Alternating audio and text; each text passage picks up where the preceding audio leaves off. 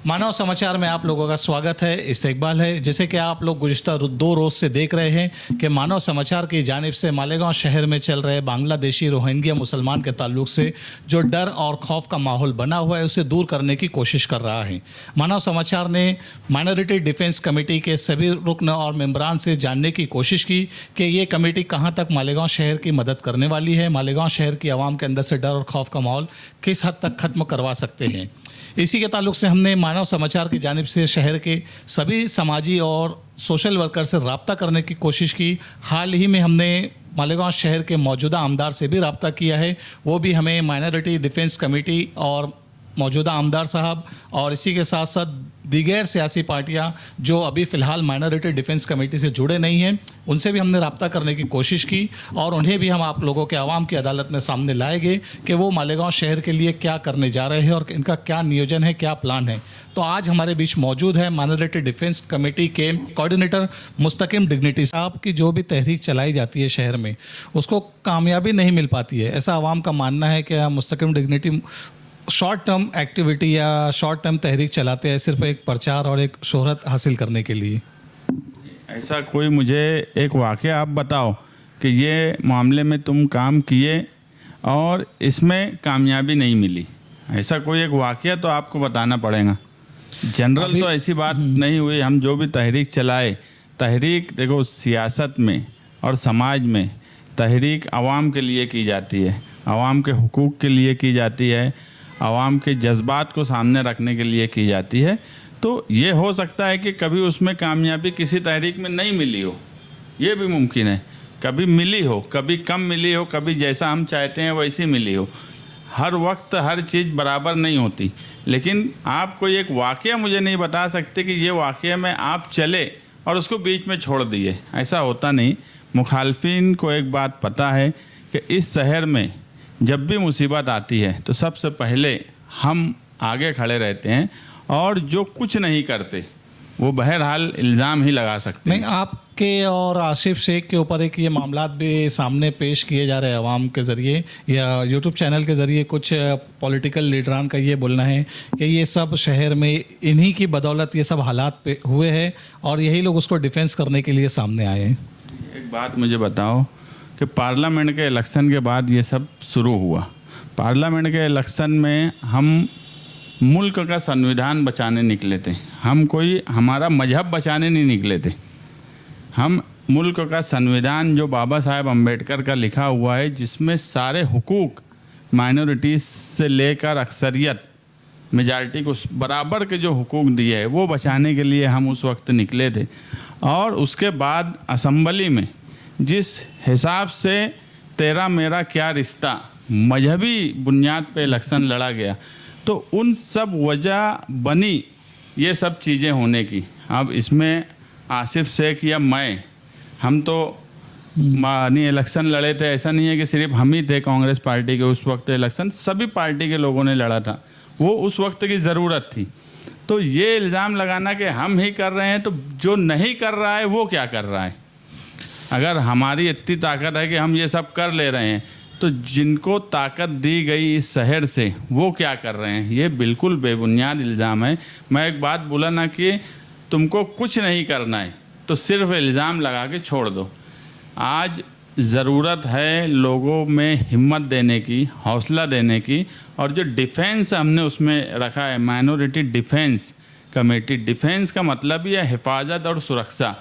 तो डिफेंस ये एहसास आम लोगों में आए कि हम उनके लिए खड़े हैं, ये एहसास दिलाने के लिए हमने डिफेंस लफ्ज़ रखा। जब से सियासत में आए आपने शहर की आवाम के लिए कौन कौन से डिफेंस की और जिसमें शहर की आवाम का डिफेंस हुआ है और आवाम को फ़ायदा मिला है, कोई एक तहरीक आप हमारे चैनल के माध्यम से बता सकते हैं? देखो, एनआरसी के वक्त जब एनआरसी की मुसीबत आई, दिल्ली में शाहीन बाग बना, उसके बाद अगर सबसे बड़ा जुलूस हिंदुस्तान में ख्वातीन का निकला तो मालेगांव शहर में निकला। और वो ख्वातीन का जो जुलूस था उसकी चर्चा बीबीसी लंदन तक हुई। उस वक्त बीबीसी लंदन ने शान हिंद को फ़ोन किया और उनसे पूरी डिटेल ली। बोलने का मतलब ये है कि वो तहरीक पूरे मुल्क की थी, मगर हमने भी हमारा हिस्सा दिया और कहीं ना कहीं वो पूरे तहरीक मुल्क में जो थी वो दिल्ली में हो, मालेगांव में हो या दूसरे शहरों में हो, वो सब एक साथ जब आई तो आज वो ताकत जो बनी थी वो ताकत ही थी कि अभी तक एनआरसी कानून लागू नहीं हुआ। तो आप जैसे ये बता रहे हो कि आपकी एनआरसी और सीए के मुखालफत जो आप लोग ने एनआरसी के ताल्लुक से जो तहरीक चलाई थी वो आपकी तहरीक कामयाब हुई है और इतनी बड़ी तादाद में आप लोगों के साथ में आवाम जुड़ी थी, तो वो जुड़ी हुई आवाम का आपको कहीं सपोर्ट नज़र नहीं आया है असम्बली इलेक्शन में? बिल्कुल सच बात है ये कि हम जिस हिसाब से काम काज करते थे लोगों का और जिस हिसाब से लोगों का रिस्पांस मिलना चाहिए था वो नहीं मिला, और उसकी वजह कहीं ना कहीं ये बनी कि इस शहर में लोगों ने ये चीज़ के कौन किसका काम करता है इससे हटकर लोगों ने ये इसको हराएगा वो उसको हराएगा बिरादरी के नाम पर, और मजहबी जो नारा लगा और मजहबी जो बातें हुई इलेक्शन में, ख़ास तौर से जो समाजवादी की उम्मीदवार शान हिंद थी वो एक खातून थी, एक लेडीज़ थी, बाकायदा उसके ताल्लुक़ से घरों घर पॉम्पलेट बांटे गए, हदीस का हवाला दिया गया कि एक खातून उम्मीदवारी नहीं कर सकती, जबकि हम एक जमहूरी मुल्क में हैं। जो लोग ये बात बोल रहे थे वो खुद 50% औरतों को टिकट देते हैं कारपोरेशन के इलेक्शन में, मगर सिर्फ वो मिसगाइड किया गया, लोगों के दिमाग में मजहब को इस तरीके से पेश किया गया कि लोग मजहब और बिरादरी के नाम पर चले गए, और हमारा जो कामकाज था उसको लोगों ने सराहा ज़रूर, मगर वोट की शक्ल में जो हमको मिलना चाहिए था वैसा नहीं मिला, ये बात मैं मानता हूँ। मालेगांव शहर को जो कोशिश करना चाहिए थी वो कोशिश की गई और उस कोशिश का नतीजा भी निकला। हम एक सीट बीजेपी की कम कर सकते थे, हमने वो कम की। बीजेपी अगर 400 सीट का नारा लगा रही थी, अगर वो 400 सीट तक पहुंचती तो आज हालात कुछ और होते, संविधान बदली होता। आज उनको हमने वो ताकत नहीं दी, तो हमारी जो रूल था हमने वो किया, मगर उसका भुगतान हमें जो मिल रहा है जिसके लिए हमने कोशिश की, मैं पहले ही बोला कि हम पार्लियामेंट इलेक्शन में मजहब बचाने नहीं निकले थे, हम संविधान बचाने निकले थे। लेकिन जिनके लिए हमने कोशिश की उनको जिस तरीके से मालेगांव शहर पे अटैक हुआ, जिस तरीके से मालेगांव शहर को मुसलसल टारगेट किया जा रहा है, उन्होंने अपनी कोशिश नहीं की। यानी मैं साफ साफ बोलूँ तो हमारे मेंबर ऑफ पार्लियामेंट जिनके लिए हमने पूरे शहर ने कोशिश की, मगर आज जब शहर पे मुसीबत आई तो उनकी कोशिश हमें कहीं नज़र नहीं आती।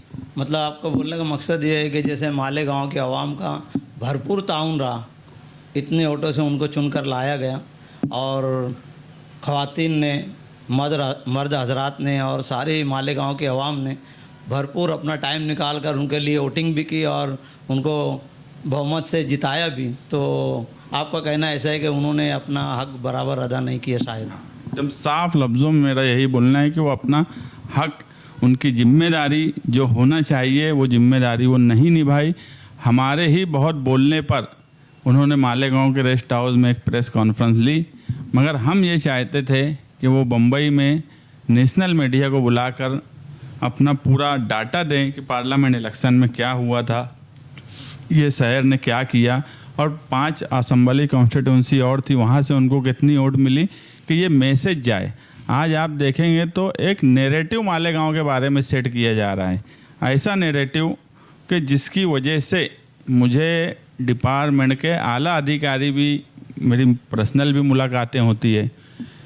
आप एक बात समझो कि ये जो सवाल है बांग्लादेशी वाला, ये सवाल कोई मामूली सवाल नहीं है, इसका नतीजा मुस्तकबिल में भी हमारे लिए अच्छा नहीं आने वाला। आज अगर मालेगांव, आप इससे अंदाज लगा लो 2006 में एक बम ब्लास्ट हुआ, उस वक्त हमारे ही लोग शहीद हुए और मालेगांव के मुस्लिम ही लोग जेल भी गए, और हम पे ही ये इल्ज़ाम लगा कि बम ब्लास्ट करने वाले यही लोग हैं। उस वक्त निहाल साहब ने चक्री बुक हड़ताल की, मामला कोर्ट में था। जो लोग ये बोलते हैं कि अगर कोई मामला कोर्ट में है तो फिर तहरीक नहीं चलाना चाहिए, आंदोलन नहीं करना चाहिए, आप एक बात समझो कि हर चीज़ पे अवामी प्रेशर और अवामी तहरीक का असर होने लगा है। आज जो ये बांग्लादेशी वाला मामला है ये भी कहीं ना कहीं एक प्रेशर में हो रहा है। तो उस वक्त 2006 से 2015 में मकोका कोर्ट ने सारे आरोपी को डिस्चार्ज किया कि ये लोग नहीं हैं उसमें। तो हमको कम से कम करीब करीब 10 साल लगा उससे निकलने में। अब वापस हमारे ऊपर इल्ज़ाम लगाया जा रहा है कि यहाँ 4000 बांग्लादेशी हैं। जब तुम्हारे लोग बाहर एजुकेशन के लिए जाएंगे, रोज़गार के लिए जाएंगे और किसी कारोबार के ताल्लुक से जाएंगे, तो मुझे एक आला अधिकारी बोला कि जब वो मालेगांव का नाम सुनेंगे तो एक बार देखेंगे ज़रूर। बांग्लादेशी जो नैरेटिव मालेगांव से सेट किया जा रहा है, तो इसके नतीजे बहरहाल अच्छे नहीं आने वाले। इसलिए हम चाहते हैं कि हम यानी हमारी कमेटी कानूनी मदद भी करे और जो ये नैरेटिव सेट किया जा रहा है इसको भी काउंटर करे। मुस्तकिम जी, आपके ऊपर एक मामलात ये भी चल रहा है कि जैसे आप असेंबली इलेक्शन हारे हो, तो कहीं ना कहीं आप कॉरपोरेशन को बचाने के लिए आसिफ शेख के साथ कॉरपोरेशन इलेक्शन लड़ने की तैयारी कर रहे हैं। ये इल्ज़ाम कहाँ तक सच है? कॉरपोरेशन इलेक्शन अभी कब होगा ये बात नहीं मालूम। ये बात बिल्कुल सच है कि हमने अभी तक कॉरपोरेशन इलेक्शन के ताल्लुक से आसिफ भाई और हमारी कोई बातचीत नहीं हुई। ऐसा है कि ये शहर में, ये पूरा शहर मानता है कि 2 ही पार्टी के लोग हैं जो अवामी सुख दुख और अवामी कामकाज करते हैं, वो आसिफ भाई की पार्टी हो या हमारी पार्टी हो। 12 नवंबर के वक्त भी पूरा शहर देखा कि एक बड़ी मुसीबत जब आई थी, मैं खुद जेल गया था। हमने उस वक्त भी अपने अपने स्टेज से कोशिश की, हाई कोर्ट तक गए, खर्च किया, लाखों रुपया हमने खर्च किया। आसिफ भाई ने अपने स्टेज से, अपने प्लेटफॉर्म से कोशिश की।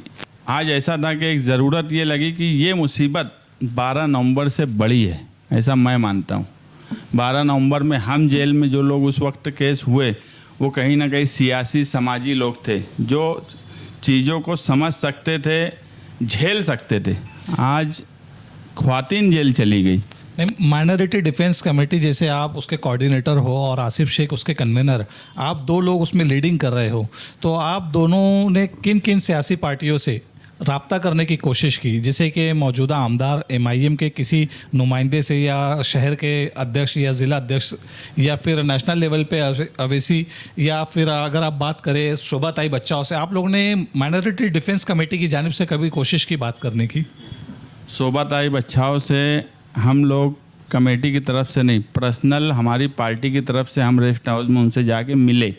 उनको हमने बोला कि ये मामले में आप कोशिश करिए, मगर उन्होंने कोई कोशिश नहीं की।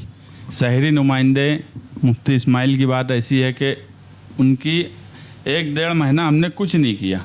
हमको लगता था कि जिसकी जिम्मेदारी है वो अपनी जिम्मेदारी निभाए, शहर ने जिसको अपना जिम्मेदार, अपना नुमाइंदा बनाया है वो कुछ करे। मगर जब उन्होंने अपनी जिम्मेदारी नहीं निभाई तो ये कमेटी बनाने का सवाल आया। अब इसमें अगर एक्टिव मैं और आसिफ भाई हैं, दूसरी पार्टियों के लोग भी हैं, यानी कम्युनिस्ट पार्टी है, वंचित के भी कुछ लोग हैं। अब दिखती बात है कि फोकस हम लोग हैं, मगर हम कोशिश कर रहे हैं सबको लेकर चलने की। और इस मामले में तो ये अभी शुरुआत है। इसमें ऐसा हुआ कि 3 लोग यानी जेल चले गए, तो हमारा फोकस कानूनी तौर पर चला गया। हम ये चाहते हैं, हमारी बात भी हुई कि शहर के सरकर्दा अफराद, समाजी कामकाज करने वाले, सबको सर जोड़कर बैठने का वक्त है ये। आज आप एक बात सोच लो कि हम आज खुद छावनी पुलिस स्टेशन गए, जेल की सलाखों के पीछे शहर की 2 खातून जेल की सलाखों के पीछे हैं। मालेगांव शहर में कभी ऐसा नहीं हुआ। कोई अगर क्रिमिनल एक्टिविटीज़ होकर कोई लेडीज़ गई है तो एक अलग बात है, ऐसा कभी नहीं हुआ कि जिसका कोई गुनाह नहीं। जेंट्स के ताल्लुक से ऐसा हो चुका कि जिनका गुनाह नहीं वो जेल गए, मगर इस शहर की तारीख में कभी ऐसा नहीं हुआ कि कोई खातून जो बेगुनाह हो वो जेल की सलाखों के पीछे, उनको देखने के बाद क्या हमारा ज़मीर गवारा करेगा कि हम उसके बाद भी कुछ ना करें। मुस्तकिम भाई, शहर के जो लीडरान हैं, जैसे कि आप भी एक लीडर हो शहर के समाजवादी पार्टी से, और आसिफ शेख ने अपनी खुद की एक पार्टी बनाई थी। शहर में कांग्रेस पार्टी के भी लीडर है, MIM पार्टी के भी लीडर हैं, और एक मुस्लिम बहुमत इलाका माना जाता है। तो मुस्लिम नुमाइंदगी कमज़ोर नज़र आ रही है, क्योंकि आए दिन कुछ न कुछ मामलात मालेगांव शहर के मुसलमानों के ऊपर उठाए जाते हैं। उसी के साथ मालेगांव को ही अक्सर बांग्लादेशी, पाकिस्तानी और रोहिंग्याई मुसलमानों से जोड़ा जाता है। उसके बाद लैंड जिहाद का मालेगांव के साथ मामला जोड़ दिया जाता है। तो ये सब क्या दर्शाता है पूरे नेशनल लेवल पर? अगर ये बात को देखा जाए तो मालेगांव क्या इतना बड़ा शहर है मालेगांव के पूरे नेशनल लेवल पे या मालेगांव की वोट से शोभा ताई बच्चाओ या बीजेपी हिल गई है, ऐसा कुछ मामला तो आपको लग रहे हैं? आपका सवाल बिल्कुल सही ये सवाल है कि मालेगांव शहर को मैं बोला ना कि एक नैरेटिव सेट किया जाता, और इसकी वजह ये हुई कि मालेगांव शहर की तारीख का सबसे कमज़ोर नुमाइंदा अगर कोई है तो आज के मौजूदा एमएलए हैं। ईदगाह पर फ़लस्तीन के झंडे का सवाल आया, उस वक्त उनसे जब पूछा गया तो उन्होंने डायरेक्ट कहा कि फ़लस्तीन और उस झंडे से मेरा कोई ताल्लुक़ नहीं है। मैं ही रात में गया कैंप पुलिस स्टेशन में उस लड़के को लेने के लिए, क्योंकि मुझे लगा कि वो जो किया वो कोई गलत बात नहीं। फ़लस्तीन से हमारा रिश्ता हिंदुस्तान का वाजपेयी के वक्त भी रहा है और हमेशा से रहा है, तो फ़लस्तीन का झंडा लगाना कोई गुनाह नहीं है। मगर मौजूदा एमएलए हमेशा प्रशासन की चापलूसी और एक कमज़ोर नुमाइंदगी, जब फ़िरका परस्त और डिपार्टमेंट देख रहा है कि इस शहर में नुमाइंदगी ही इतनी कमज़ोर है तो अटैक मुसलसल हो रहा है। एक बात समझो कि अगर तुम मजबूत हो तो तुम्हारे ऊपर अटैक करने से पहले 4 बार सोचेंगे। जब उनको पता है कि इस शहर का नुमाइंदा ना यहाँ कुछ बोलने वाला ना असम्बली में कुछ बोलने वाला, तो उनको मैं बोलूँ तो अच्छा चारा समझ लो एक आम ज़बान में कि यार यहाँ कुछ भी किया जा सकता। इसीलिए हमको लगा कि यार एक ताकतवर प्लेटफॉर्म की आज ज़रूरत है, जिसके ज़रिए हमें कोशिश करना चाहिए। ये अटैक इसलिए हो रहा है, अभी लैंड जिहाद की बात आप बोले, उस ताल्लुक़ से वहाँ मस्जिद भी है, वो सवाल भी कोई छोटा सवाल नहीं है। मगर क्या आज के मौजूदा एमएलए अगर हम इस मामले में कुछ कोशिश कर रहे हैं तो वो किसी और मामले में कोशिश करते हुए आपको दिखे क्या? वहाँ के लोग भी मेरे मुसलसल राब्ते में हैं। मैंने उनसे कहा कि आप मौजूदा एमएलए के पास जाइए, कम से कम उनसे पूछिए कि वो आपकी क्या मदद करेंगे। हाँ, जब वो लगेगा कि वो कोई मदद नहीं कर रहे हैं तो फिर आप हमारे पास आइए, हम उस पर कामकाज करेंगे। बोलने का मतलब ये है कि लीडर जो है ना, एक आम आदमी लीडर इसलिए बनाता, अपना नुमाइंदा इसलिए बनाता कि कल आम आदमी रोज़ लड़ने के लिए नहीं आने वाला। वो लीडर और नुमाइंदा इसीलिए बनाता कि जब उसके ऊपर मुसीबत आए, उसके ऊपर नाइंसाफ़ी उसके साथ हो, तो उसका लीडर फ्रंट पे खड़ा रहना चाहिए। मगर इस शहर सालों से देख रहा है कि जो लीडर हैं, जो नुमाइंदे हैं, जब आम आवाम पे मुसीबत आती है वो उससे भागते हैं, और जो लोग कोशिश करते हैं उन्हीं पर इल्ज़ाम लगा देते हैं कि इन्होंने ही किया है। अगर यही लोग फिर इतने ताकतवर हैं तो आप इतनी वोट लेने के बाद, आज एमएलए हो जाने के बाद आपकी क्या ताकत है? सिर्फ इल्ज़ाम लगाना और मालेगांव शहर को छोड़ देना उसके हाल पर, ये लीडर का काम नहीं होता। मतलब आपका ये मानना है कि शहर के नुमाइंदे से शहर को कोई उम्मीद नहीं रखना चाहिए कि शहर का मौजूदा आमदार शहर के लिए कुछ काम कर सकता है, मगर जो शहर की जो एमपी है शोभा ताई बच्चाओ, आपने भी इनसे मिलने की कोशिश की, आप मिले भी, इनसे बात किए, शहर के जो सुलगते मौजू पे आपने बात की, तो आपको नहीं लगता कि शोभा ताई बच्चाओ ने इसके ऊपर कुछ एक्शन या कुछ रिप्लाई वगैरह कुछ करना चाहिए था? शहर में एक प्रेस कॉन्फ्रेंस लेने से मामला हल होने वाला था। मैंने उनको उस वक्त भी कहा था कि मालेगांव शहर में प्रेस को बुलाना, प्रेस कॉन्फ्रेंस लेना, ये हम कर सकते। हम चाहते थे कि वो मुंबई में हमारे साथ बैठे, या हमारे साथ नहीं भी बैठे तो मुंबई में कांग्रेस के लीडरान के साथ बैठकर एक नेशनल मीडिया के सामने एक प्रेस कॉन्फ्रेंस करें, ताकि जो ये नैरेटिव सेट हो रहा है ये काउंटर हो। लोगों की समझ, आज देखो क्या हुआ, अभी 3 लोग जो जेल में हैं, अब इनके ताल्लुक से फिरका परस्त पार्टी के लोग, किरीट सोमैया और उनके जो भी लोग हैं, और 3 बांग्लादेशी पकड़ा गए। तुमको मुझे यहाँ हकीकत पता है कि वो बांग्लादेशी नहीं है। एफआईआर में कहीं ये नहीं लिखा है कि वो बांग्लादेशी है। सिर्फ पेपर वर्क का जो सवाल है वो भी कोई वो नहीं है, एक प्रेशर से ही वो एफआईआर हुई है, प्रेशर डाल के ही एफआईआर की गई है। बोलने का मतलब ये है कि तुम जब ये सब हो रहा है तो तुम उसको दूर बैठा हुआ आदमी जो दूसरे शहरों में है, मुंबई में, नासिक में, और उसको तो ये लग रहा है कि भैया 3 बांग्लादेशी पकड़ा गए, अभी कल वो बोले कि और 1000 बांग्लादेशियों का पेपर देंगे। तो ये जो मेंटालिटी बाहर बन रही है, ये मालेगांव शहर के लोगों के लिए एक मुसीबत है। आज उसमें एक लड़का कॉलेज पढ़ रहा है, उसके मुस्तकबिल का सवाल खड़ा हो गया। 2 खातून हैं। मैं बोला कि कोई जेल की सलाखों के पीछे मैं उनको देखकर मेरी हालत ऐसी नहीं थी कि मैं आपको बताऊं कि यार क्या हो रहा है। तो क्या नुमाइंदे को ये नहीं दिख रहा है कि ये सब चीज़ें, और आपको बताऊं कि 2-4 यानी औरतों को और डिपार्टमेंट की तरफ से फ़ोन आया है भी इनके अलावा कि आपके कागज़ पत्तर चेक करना है, आप आइए। तो शहर कहाँ जा रहा है? हमारी माएँ बहनें अगर जेल की सलाखों के पीछे बिगड़ गुनाह के चले जाएंगी। जैसे शहर का नुमाइंदा आवाज़ नहीं उठा रहा है, मगर आपकी पार्टी का ही एक नुमाइंदा असेंबली में कुर्सी लिए हुए है, जिनका नाम काफ़ी पूरे महाराष्ट्र में लिया जाता है, शेर महाराष्ट्र भी उन्हें कहा जाता है, अबू आसिम आज़मी, इन्होंने आपको क्या सपोर्ट किया है इस तहरीक में? अभी कल ही हमारी मुंबई में मीटिंग हुई। मैंने आसिम भाई को वहाँ पूरी तफसील बताई कि हमने एक कमेटी बनाई है और बहुत जल्द आपसे मिलने वाले हैं। तो उन्होंने बहुत दिलचस्पी लेकर पूरी डिटेल मुझसे ली, और आज उनका पीए प्रदीप, उसका खुद से मुझे फ़ोन आया कि आपने अभी तक जो जो निवेदन दिया है वो सब हमको भेजो, हम साहब उसमें क्या करेंगे वो कर सकते। और 288 एमएलए महाराष्ट्र में हैं, मगर अगर आप सिर्फ एक बात ये सोचो, आप मालेगांव का एमएलए मजहबी रहनुमा, मजहब का इस्तेमाल करके चुन के आने वाला, मगर जब आप ये सोचेंगे कि महाराष्ट्र में अगर कहीं मुसलमानों पे मुसीबत आएंगी वो मालेगांव, तो आपको सिर्फ एक ही नाम 288 में आएगा, वो अबू आसिम आज़मी साहब का आएगा कि वही अगर कुछ कर सकते, वही अगर कुछ बोल सकते। प्रचार के लिए भी आप, जैसे कि आपने बड़े बड़े लीडरान को समाजवादी पार्टी के शहर में लाया, अखिलेश यादव हुए, उसके बाद इकरा हसन, तो क्या ये आवाज़ उठाएंगे पार्लियामेंट में शहर के लिए? नहीं, आज जो सवाल है वो रियासती सतह का सवाल है।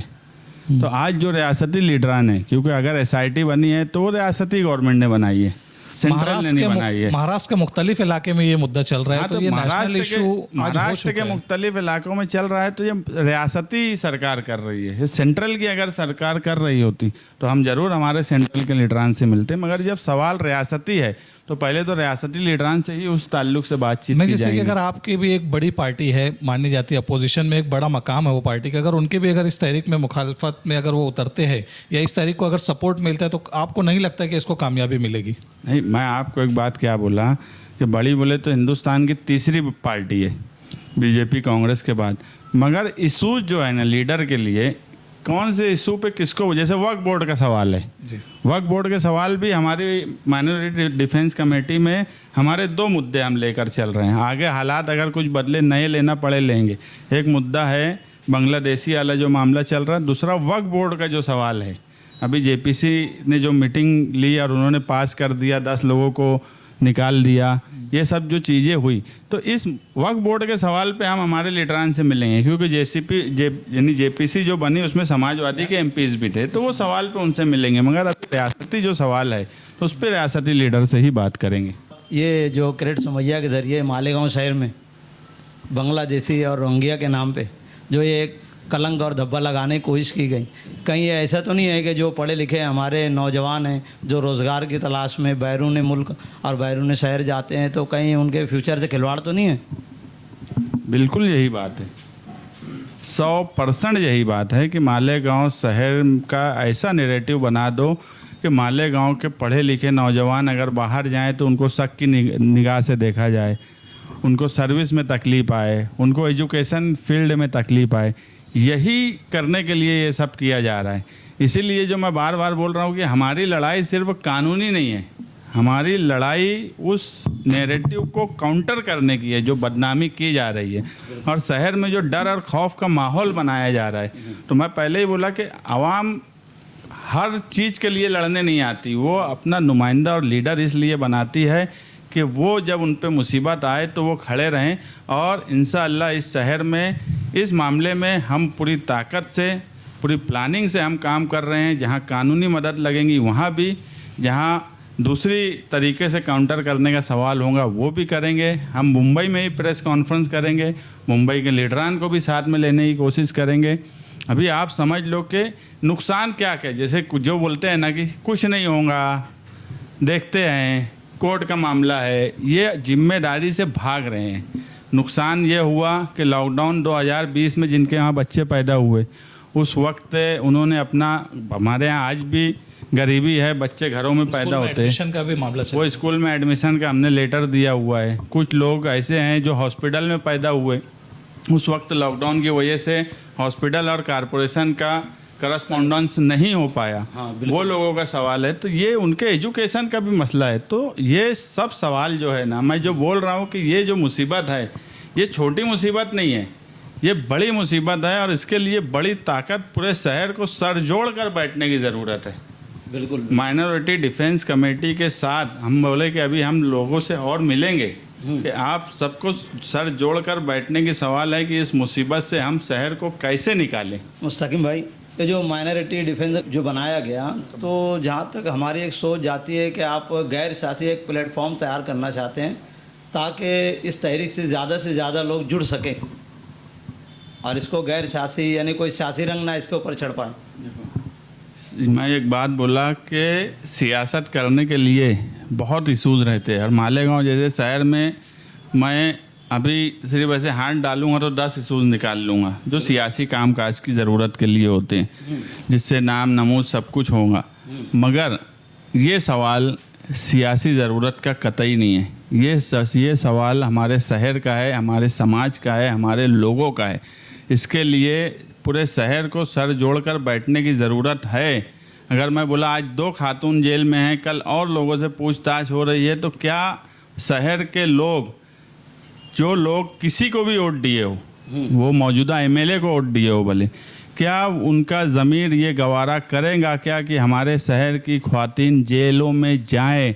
आज यहाँ है, कल अगर उनकी बेल नहीं हुई सेंट्रल जेल जाएंगे।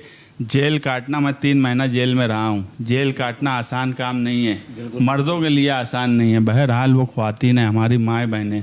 देखो मैं बोला कि 12 नवंबर में जो थे ना, वो कोई लेडीज़ लोग नहीं थे। अब लेडीज़ लोग अगर जेल जा रहे हैं तो ये पूरे शहर के सामने सर जोड़ कर बैठने का सवाल है।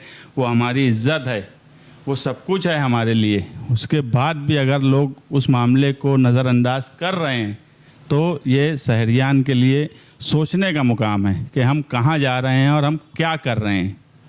जो लोग नारा लगाते थे तेरा मेरा क्या रिश्ता, तो क्या सिर्फ इलेक्शन के लिए ही नारा है क्या?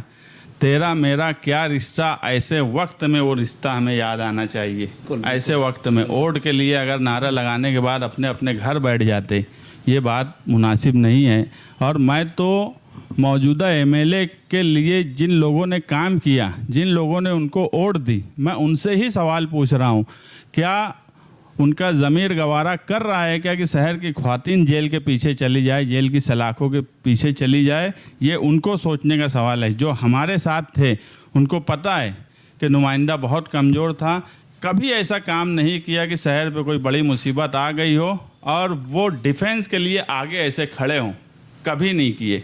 मगर उसके बाद भी जिन लोगों ने वोट दिया है वो अपने आप को झंझोड़े, अपनी माँ को देखे, अपनी बहनों को देखे। कोई अगर ये सोचेगा कि आज मेरी बहन नहीं गई है जेल, मेरी माँ जेल नहीं गई है, वो किसी की माँ है, किसी की बहन है, कल कोई और जाएगा।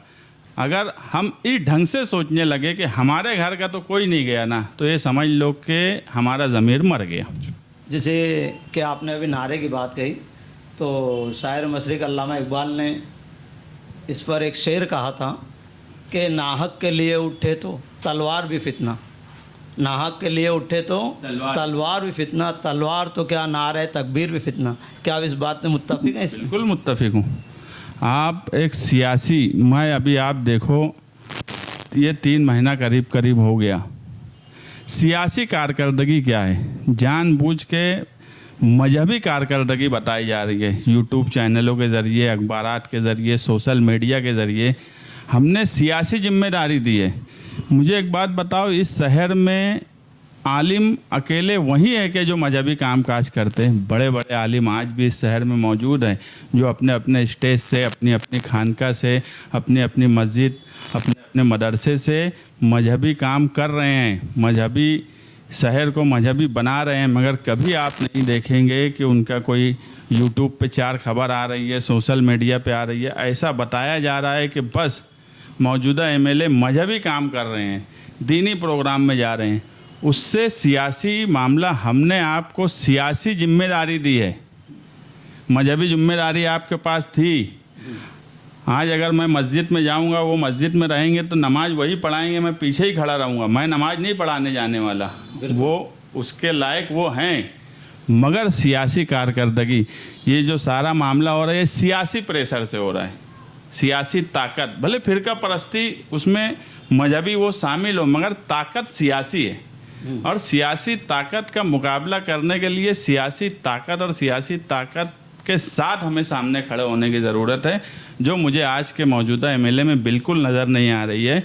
और लोगों ने भी सोचना चाहिए कि इस शहर में अकेले वही आलिम है क्या जो मजहबी कामकाज करते हैं, दूसरे आलिम नहीं है क्या जिन्होंने आज इस शहर को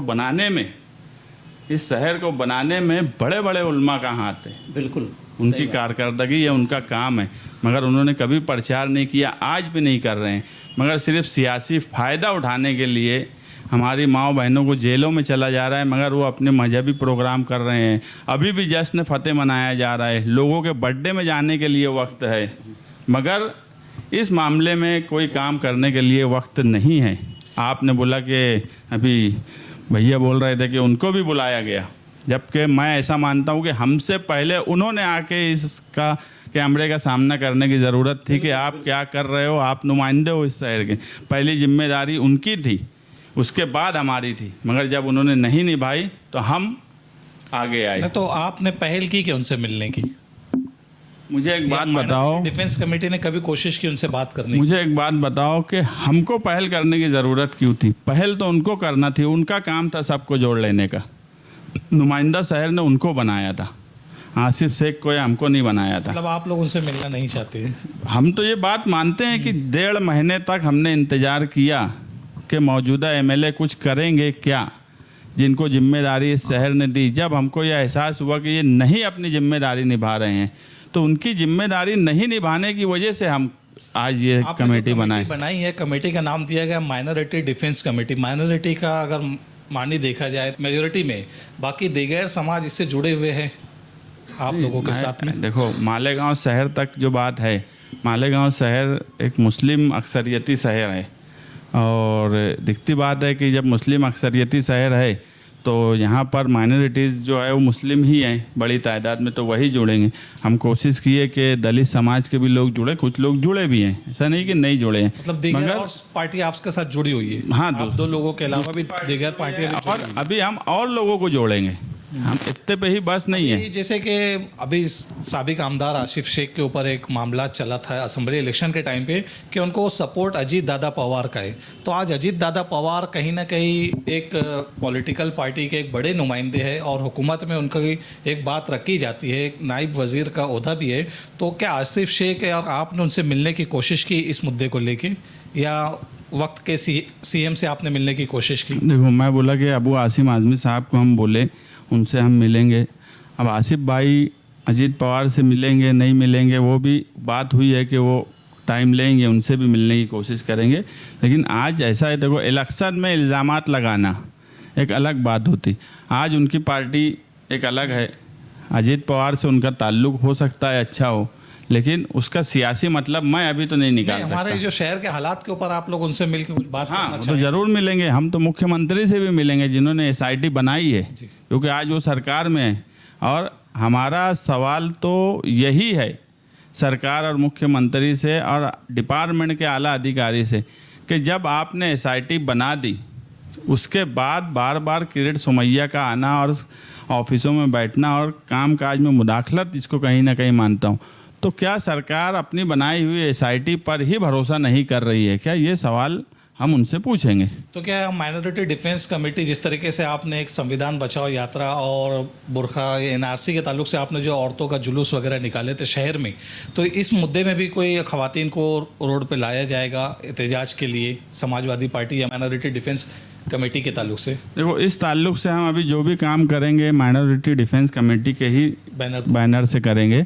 और इसमें धीरे धीरे, जैसे अभी हमने एक आंदोलन किया, आने वाले जुमा को हमारा एक आंदोलन है, तो स्टेप बाय स्टेप जैसे हालात बनेंगे, एहतजाज में शिद्दत हर हाल में होंगी। जिस हिसाब से कार्रवाई हो रही है, जिस हिसाब से प्रेशर है, जिस हिसाब से आप देखेंगे कि पूरी एफआईआर में कहीं पे ये नहीं है कि ये 3 लोग बांग्लादेशी है।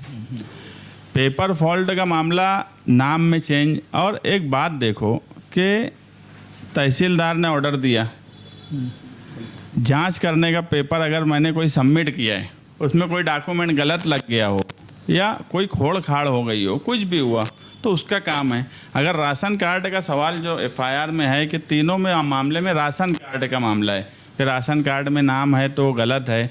अब हमारे यहाँ ऐसा होता है कि यानी औरतों के साथ बाप का नाम लगा रहता है, शादी के बाद शौहर का नाम लगता, नाम में कभी फ़र्क हो जाता, और मैरिज सर्टिफिकेट बनाने का रुझान नहीं है। मैरिज सर्टिफिकेट बनाने का रुझान नहीं है, तो वो वजह से ये सब चीज़ें हुई। मगर अथॉरिटीज़ पे तो जेल में नहीं डाला गया ना, जबकि कार्रवाई यानी तुम नेचुरल देखेंगे तो कोई भी कार्रवाई क्या होंगी कि जो अथॉरिटी जिसने गलत की, अगर एफडीओ के पास वो राशन कार्ड आया तो क्या एफडीओ ने उसको स्क्रूटनी नहीं की, क्या उसको जांचा नहीं किया, तहसीलदार ने उसको नहीं देखा क्या? अगर उन्होंने कोताही की तो वो जेल में क्यों नहीं है? पहले तो वो जेल में जाना चाहिए। एक आम आदमी जो है ना, आम आदमी को इतना नहीं समझता। तो सस्पेंड किया गया इस मामले में। सस्पेंड करना अलग बात है, सस्पेंड करना अलग बात है।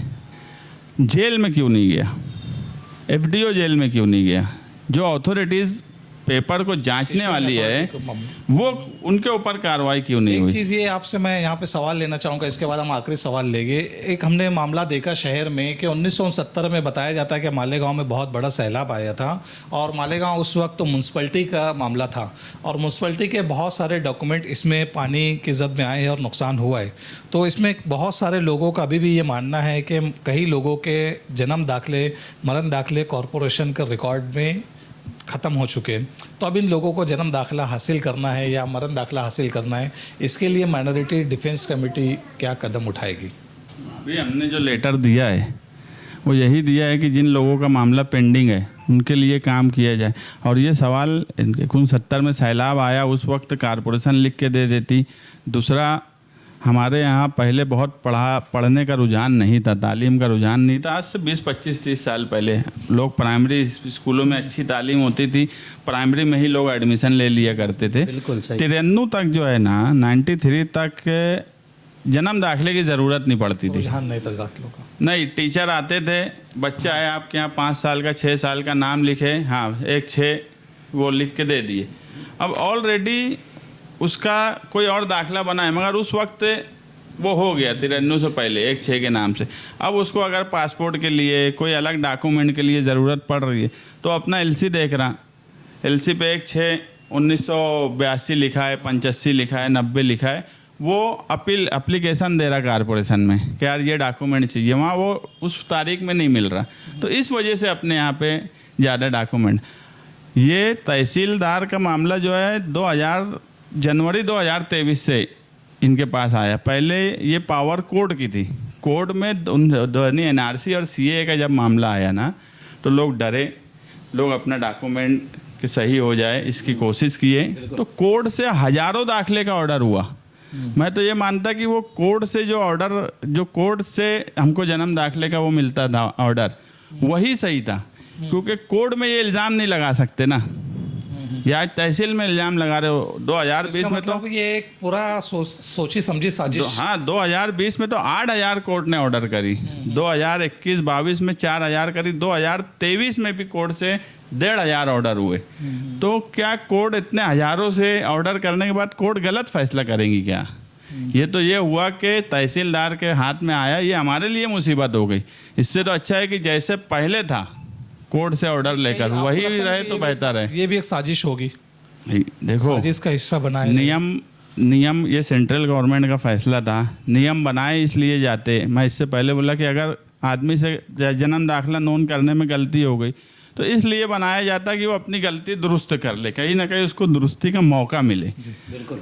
सरकार उस वक्त चाहिए कि थोड़ा आसान हो जाए। ये सवाल सिर्फ अपने यहाँ हमको लग रहा, लेकिन इंडिया भर में ये लोगों का मसला है, सब जगह का मसला है। उसमें सब मजहब के लोग शामिल हैं, आदिवासी और दलित समाज के लोगों के साथ भी ये बड़ा मसला जुड़ा हुआ है।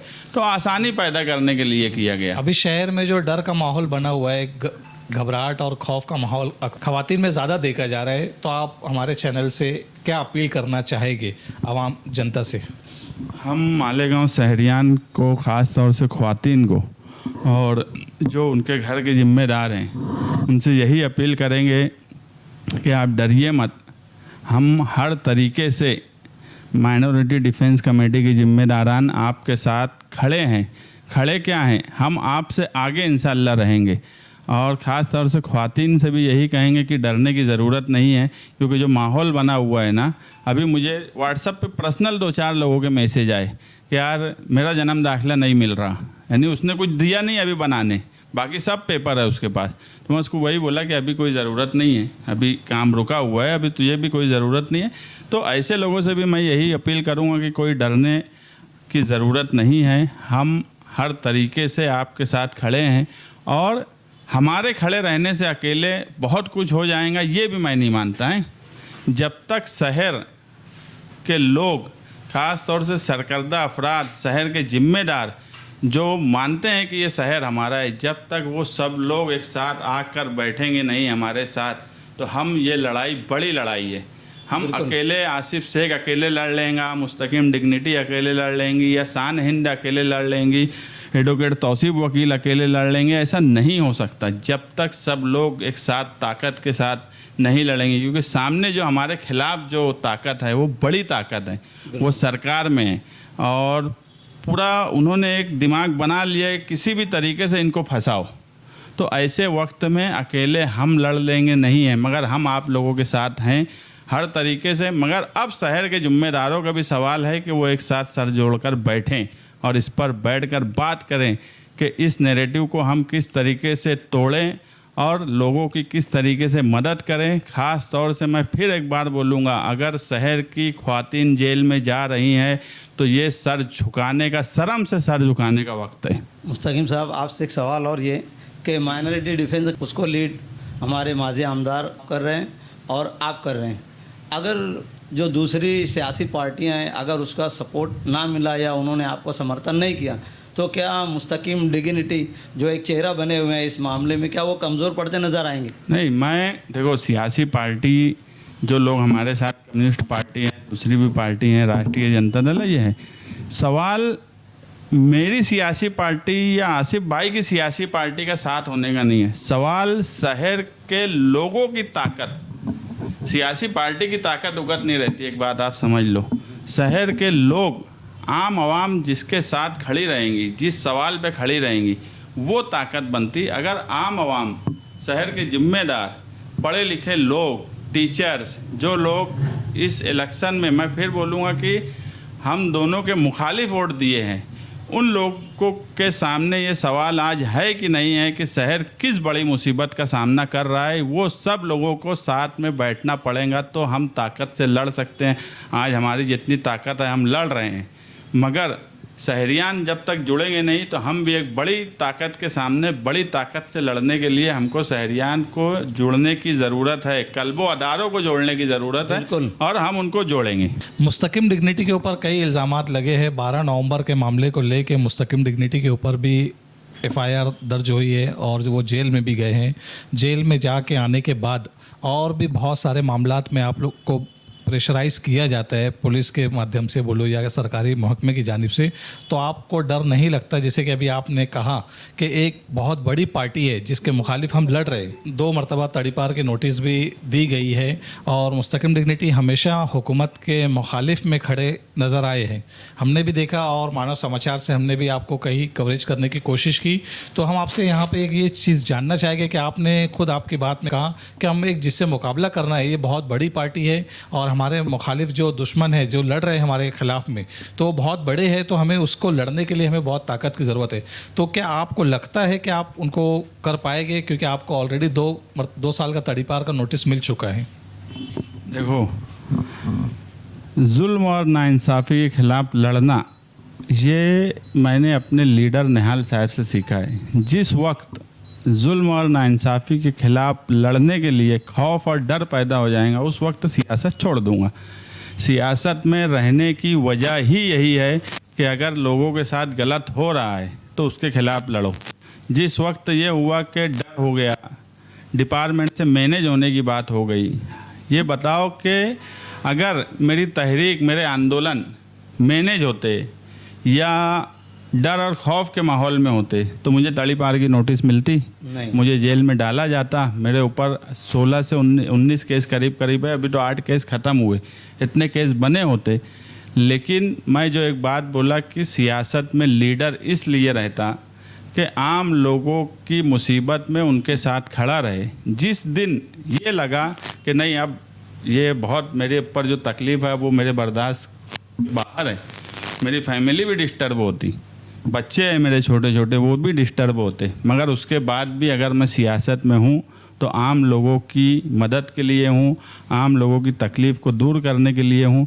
जिस दिन भी डर और खौफ लगा उस दिन सियासत छोड़ के अपना काम काज करूँगा। मानव समाचार के इंटरव्यू में एडवोकेट अजीम खान साहब को बुलाया था, उनकी बातों से मुझे आपके इस जवाब से एक बात याद आई है। एडवोकेट अजीम खान साहब का बोलना ये था कि जिसके ऊपर जितने ज़्यादा क्रिमिनल केसेस होंगे वो उतना बड़ा शहर का नुमाइंदा बनेगा, क्योंकि ये एक पैटर्न चल रहा है, एक ये क्वालिफिकेशन मानी जा रही है। तो आप इसको किस अंदाज से देखते हैं? क्वालिफिकेशन तो मानी जा रही है, नहीं, एडवोकेट देखो साहब का ये बोलना था। ऐसा है कि मैं जो बोला कि मालेगांव शहर के लोगों को अब आम लीडरान को सिर्फ जागने की ज़रूरत नहीं है।